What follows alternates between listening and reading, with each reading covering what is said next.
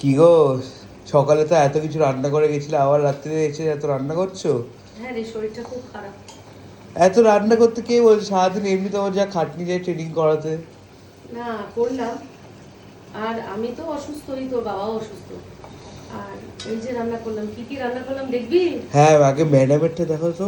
সে আজকাল ম্যাডামেরটা পরে দেখাচ্ছি। আগে আচ্ছা দেখাচ্ছি যে আমাদের কি কি রান্না। দেখো দেখো এই যে এখানে চলে আয়। দেখো, তোর বাবার তো ফেভারিট ফেভারিট। কি? এই যে এটা হচ্ছে ইলিশ মাছ। উফ, ইলিশ! দাঁড়া, ইলিশটাকে দেখাই। এই যে ইলিশ, এই যে এই যে উফ, কি কাটা, বাট খেতে কি ভালো। ওই ইলিশ মাছের হালকা ঝোলই করেছি বেগুন দিয়ে, জিরে বাটা দিয়ে। তাও বেগুনের ঝোল ভালোই লাগে। হ্যাঁ, তো এইভাবে আর তো তুমি রান্না করছো, ভালো তো হবেই। আর এটা সেই একটু শোল মাছের পিস ছিল ভাজা, এটাকেই আবার একটুখানি করলাম। তো তোমার শোল মাছের রান্না খেয়ে আমি শোল মাছের প্রেমে পড়ে গেছি।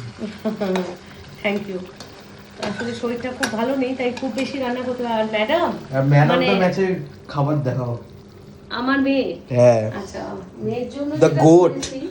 এই যে এটা বুঝতে পারবি না, এই যে ব্রোকলি, আচ্ছা, আর দিয়ে একটা পুরো ভর্তা টাইপের তো?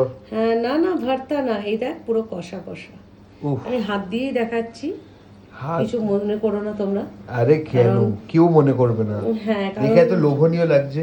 হ্যাঁ, কারণ এটাই ওর জন্য করেছি আজকে। ও ব্রোকলি খেতে খুব ভালোবাসে, অনেক দিন বাদে ও একটু পেঁয়াজ তুমি রসুন যে এই খাচ্ছে। নিরামিষ তো হেভি রান্না করো না, ইচ্ছে মাঝে মধ্যে ইচ্ছে হয় ভেজিটেরিয়ান হয়ে যাই। তাই? হ্যাঁ।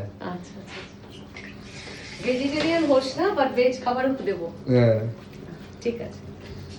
আচ্ছা, রান্নাগুলো ভালো লাগলে প্লিজ একটু লাইক, কমেন্ট আর শেয়ার করে দিও। Thank you. শরীরটা খুব খারাপ, আর কর্তারও শরীর প্রচন্ড খারাপ, তো এই মেড ফর ইচ আদার, দুজনের শরীর একসাথে খারাপ হয়।